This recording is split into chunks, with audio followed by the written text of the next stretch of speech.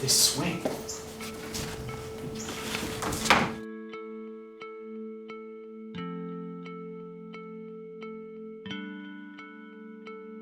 So here we are today, St. Cloud State University on Sportsman Island Drive, half a mile away from Sportsman's Island. And if you guys don't know what Sportsman's Island is, it's one of the Beaver Islands that were purchased or donated to St. Cloud State in 1933. In 1939, a big flood went through and knocked out all the bridges that led to these islands, which still have some structures of buildings. There's a merry-go-round evidently, and some other cool things that are abandoned on the island. It's illegal to go to the island. You have to go through people's backyards to get to the place. And if we can't get through these people's yards, what we're gonna do is we're gonna beat them with our drone. We're gonna fly up a drone, see if we can get some cool footage. We're actually gonna do that before we even try to go through the backyards. We'll let you know what that footage looks like right here.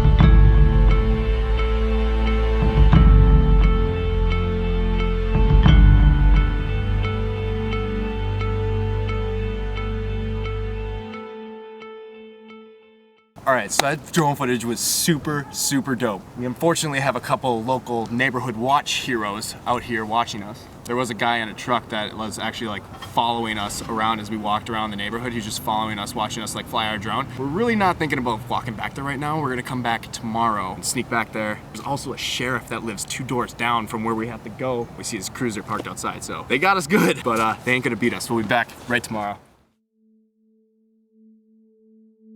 What's poppin', guys? What's poppin'? All right, we're here at Sportsman's Island. We just walked past those 2 backyards I was talking about yesterday. It's right there. There's a fence.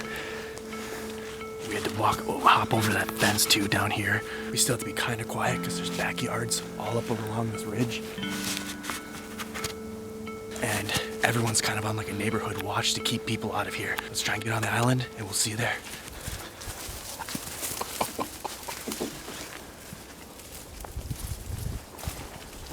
I don't know. This is gonna be fucking hell. Is that thing still rolling? It's like 30 degrees outside and now we have to cross 116 feet of river. There's nothing like over the bridge, so we're gonna have to walk on bars.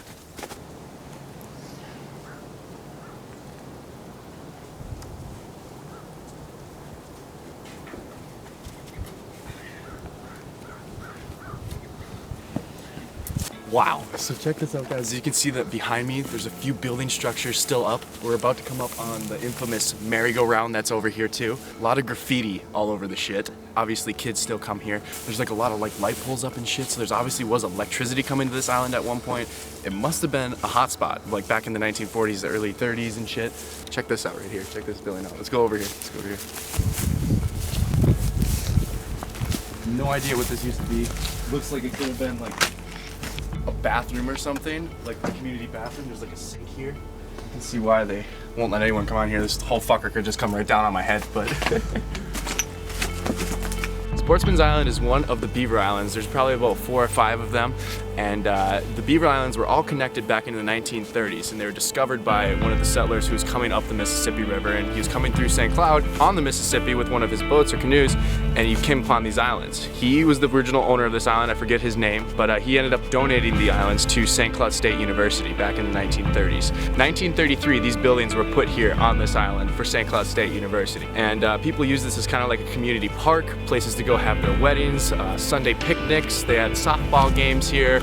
It was a great place to bring your kids and your family. As 1939 comes around and a big flood came through on the Mississippi River when the ice broke out in the spring. All that ice coming through knocked down all of the bridges except for one. There's one bridge left that leads to this island here, which has the buildings on it still. And this is what's remained of the island. And here we are today, standing in modern history.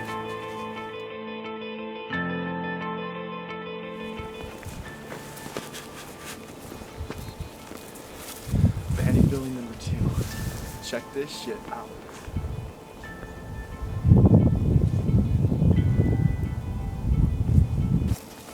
Let's go on the inside, see what we can see. Hopefully there's no one living in here. We're in the next building now, and this one seems to be like, it was like, I don't know, like a kitchen or something, maybe? I'm just taking a guess because this right here looks like it was an old oven or something. Obviously nothing on the inside right now, but spring-loaded doors. Probably was an old cafeteria or where they would come down and sit and eat food. This looks like it could have been a table or some sort of storage thing at one point. Just a bunch of garbage in there. Probably can't see it.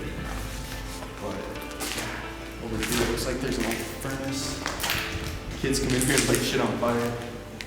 Pretty damn cool though. I mean, this one obviously looks like it was an old furnace coming from a wood-burning family. I don't know.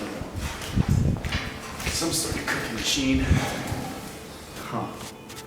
Yeah, pretty cool piece of history here too.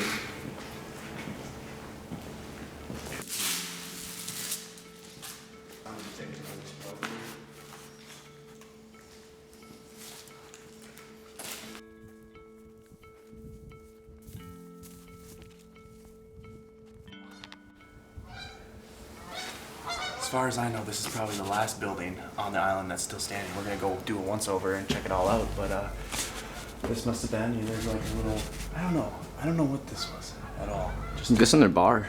Something. Except at that long building was the reception, the dance. Here was the bar. Because you said like there was weddings out here, right? Exactly. They used to have weddings out here. It used to be like a community ground, almost like a powwow grounds kind of a thing, where people just come out here to have a good time or like their Sunday picnic and shit like that. But there's also a softball field over behind us, which we'll show you guys in a little bit. But this could be like maybe a concession stand because the softball field is like right there, but who knows? This is back in the 30s. Who knows what they used this shit for?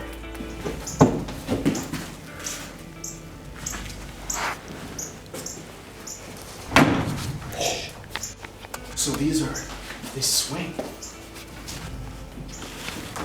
Dude, it had to be a concession. It is a concession stand. This must have been so then they can look out to the river. Yeah, you guys can't really see it because all the brush right here, but the river is right there, the Mississippi River. Oh, titties. Wow. Dasani sparkling water. Amazing. Product placement. Okay, where I'm from. Now they know. Oh, this whole thing moves out. Probably gonna break if I pull it up. Yeah, I wouldn't do that too far there. Pretty cool though. That's beautiful. Those look really good. Alright, well, I'm gonna head out. I'll meet you guys back in there, and I'm gonna go check out the next couple of buildings. So here's what I was talking about earlier when we were in the concession stand building, is that there's a softball field here, and it looks like cage indicates the softball field that I was talking about. I don't know for sure if it was a field, but it only makes sense. I mean, they have like a place for you to have weddings, a place where you can dance, they have a cafeteria, they have concession stands, and then there's this odd looking cage which indicates, the backstop for a pitcher. So either a baseball field or a softball field at one point in time.